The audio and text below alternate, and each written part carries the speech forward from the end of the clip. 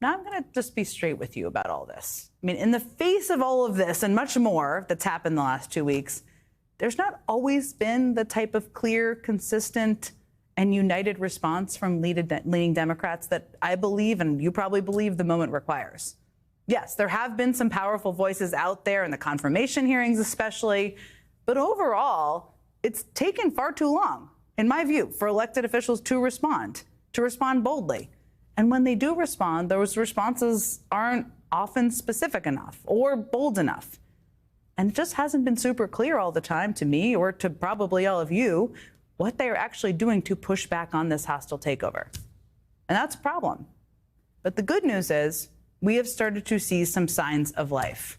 Today, Democratic Senator Brian Schatz said he would place a blanket hold on all of Trump's State Department nominees until his administration's attack on USAID ends. House Democratic leader Hakeem Jeffries announced that Democrats will introduce legislation to, quote, prevent unlawful access to that federal payment system that I just mentioned. Congressman Jerry Connolly, the ranking member of the House Oversight Committee, is asking Chairman James Comer to invite Elon Musk to the committee's hearing on right-sizing government this Wednesday. And congressional Democrats held a fiery press conference today outside of the USAID building right here in Washington, D.C. We are going to fight in every way we can. In the courts, in public opinion, with the bully pulpit, in the halls of Congress, and here at AID itself. This is all a smokescreen, a shell game, in order to turn this government over to a handful of unelected billionaires and corporate interests, and we are not going to let them do that. Just like Elon Musk did not create USAID, he doesn't have the power to destroy it. And who's going to stop him? We are. We're going to stop him. Okay, that's the fire. That's the life I'm talking about. Now, after that press conference, members even tried to get inside the shuttered USAID building. And I'm going to talk to one of those members, Senator Chris Van Hollen, in just a few minutes. So we're seeing some signs of life. There needs to be more, but they're trying. That's some encouraging news, some much needed encouraging news.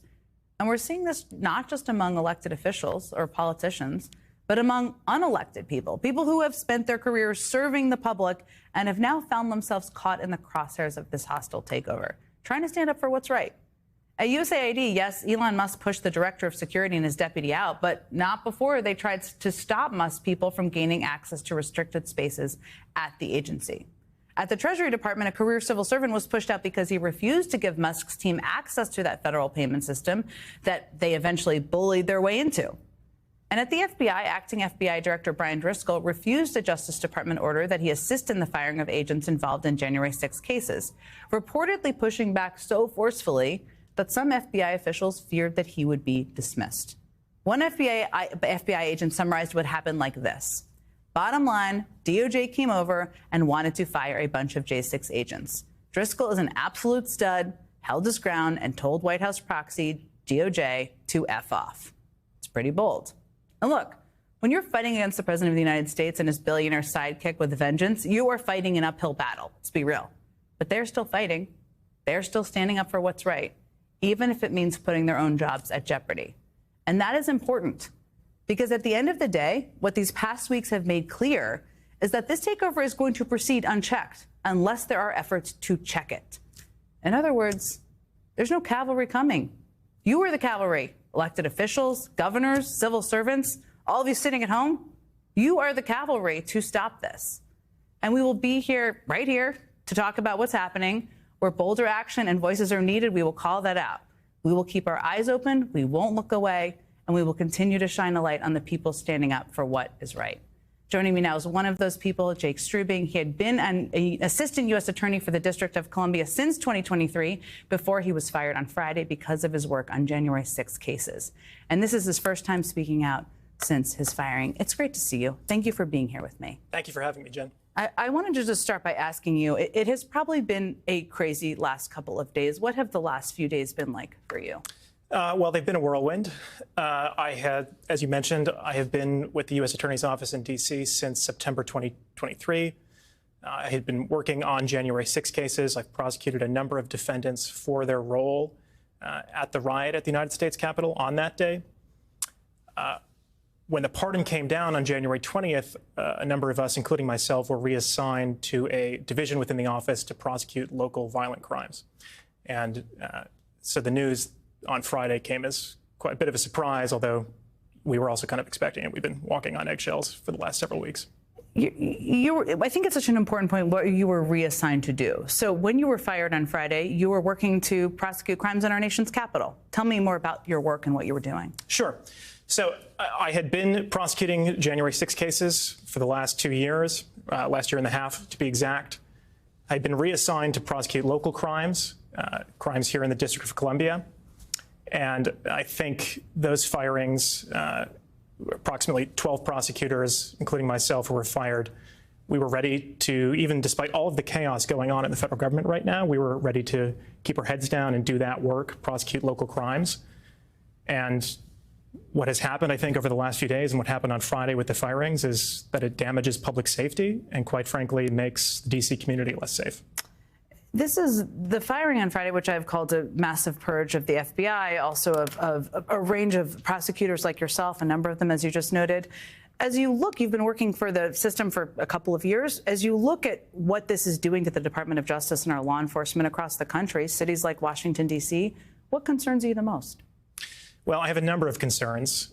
And I think, again, part of what's going on, purging DOJ, purging the FBI, part of that is the goal of that is to create chaos and hysteria. But if we take a step back and try and look objectively at this, as I'm trying to do as a prosecutor, as an attorney, looking at the evidence, we have a president who has pardoned hundreds of defendants on January 6th who violently assaulted officers. Some of those officers were, assaulted within inches of their life. We now have an interim U.S. attorney in the District of Columbia who is firing prosecutors, including myself.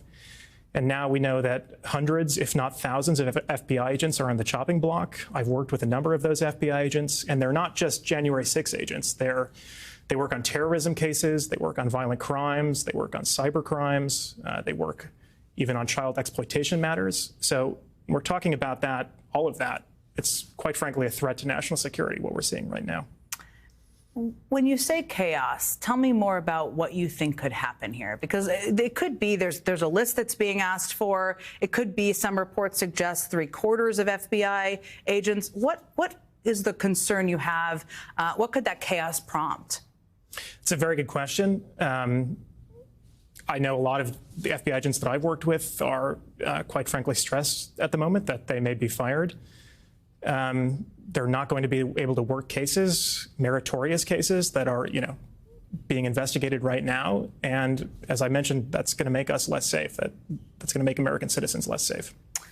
One of the questions I've had, and it's only been a couple of days, is what can happen now, right? And what legal steps could you and others who have been fired take? There was today, attorneys representing some of the fired prosecutors sent a letter to the acting deputy attorney general warning that the terminations may violate due process rights. Are you part of that group? Do you plan to sue as well?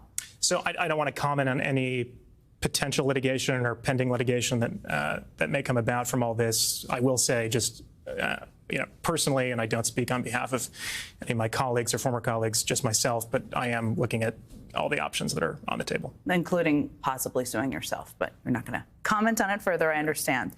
Let me ask you just about how you viewed this and watched this. You mentioned that Donald Trump pardoned 1,500, many of them violent offenders, insurrectionists, on his first day in office. He's at the same time allowed for, overseen the firing of so many people who prosecuted them. This is work that you and so many others have worked on tirelessly for months. What has that been like to watch? It's heartbreaking, quite frankly. We've devoted our lives to this, the last few years of our lives, and to see it all kind of come crashing down has been very difficult, but we have to remain vigilant, even more so than now. Now that I really think there is, with all these violent criminals who have been pardoned, with FBI agents who may be let go, with fewer prosecutors on the line, I think we have to be more vigilant than ever, given the threat.